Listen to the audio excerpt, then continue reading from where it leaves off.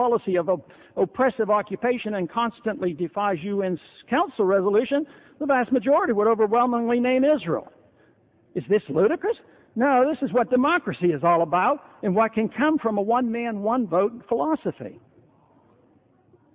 U.S. policy supports the overthrow of the democratically elected Chavez government in Venezuela because we don't like the economic policy it pursues. We support a military takeover as long as the new dictator will do as we tell him. There is no credibility in our contention that we really want to impose democracy on other nations. Yet promoting democracy is the public justification for our foreign intervention. It sounds so much nicer than saying we're going to risk the lives of young people and massively tax our citizens to secure the giant oil reserves of Iraq. After we take over Iraq, how long would one expect it to take until there are authentic nationwide elections in that country? The odds of that happening in even 100 years are remote. It's virtually impossible to imagine a time when democratic elections would ever occur for the election of leaders in a constitutional republic dedicated for protection of liberty any place in the region. The tragedy of 9/11 and its aftermath dramatizes so clearly how a flawed foreign policy has served to encourage the majoritarians determined to run everyone's life. Due to its natural inefficiencies and tremendous costs, a failing welfare state requires an ever-expanding authoritarian approach to enforce mandates, collect the necessary revenues, and keep afloat an unworkable system. Once the people grow to depend on government subsistence, they demand its continuation. Excessive meddling in the internal affairs of other nations and involving ourselves in every conflict around the globe has not endeared the United States to the oppressed of the world.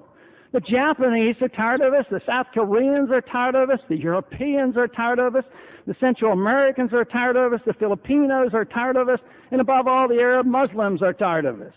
Angry and frustrated by our persistent bullying and disgusted with having their own government bought and controlled by the United States, joining a radical Islamic movement was a natural and predictable consequence for Muslims. We believe bin Laden when he takes credit for an attack on the West, and we believe him when he warns of an impending attack. But we refuse to listen to his explanation of why he and his allies are at war with us. Bin Laden claims are straightforward. The U.S. defiles Islam with bases on the Holy Land in Saudi Arabia, its initiation of war against Iraq, with 12 years of persistent bombing, and its dollars and weapons being used against the Palestinians as the Palestinian territory shrinks and Israel's occupation expands. There will be no peace in the world for the next 50 years or longer if we refuse to believe why those who are attacking us do it. To dismiss terrorism as a result of Muslims hating us because we're rich and free is one of the greatest foreign policy frauds ever perpetuated on the American people. Because the propaganda machine, the media, and the government have restated this so many times, the majority now accept it at face value. And the administration gets the political cover it needs to pursue a holy war for democracy against the infidels who hate us for our goodness.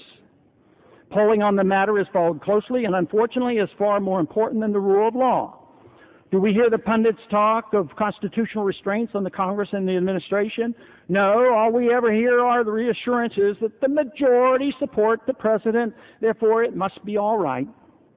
The terrorist attacks are related to our severely flawed foreign policy of intervention. They also reflect the shortcomings of a bureaucracy that is already too big, is already big enough to know everything it needs to know about impending attacks, but too cumbersome to do anything about it. Bureaucratic weaknesses within a fragile welfare state provide a prime opportunity for those whom we antagonize by our domination over world affairs and global wealth to take advantage of our vulnerability. But what has been our answer to the shortcomings of policies driven by manipulated majority opinion by the powerful elite? We have responded by massively increasing the federal government's policing activity to hold American citizens in check and make sure we are well behaved and pose no threat while massively expanding our aggressive presence around the world.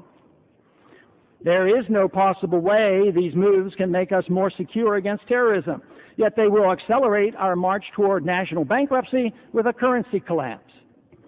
Relying on authoritarian democracy and domestic and international meddling only moves us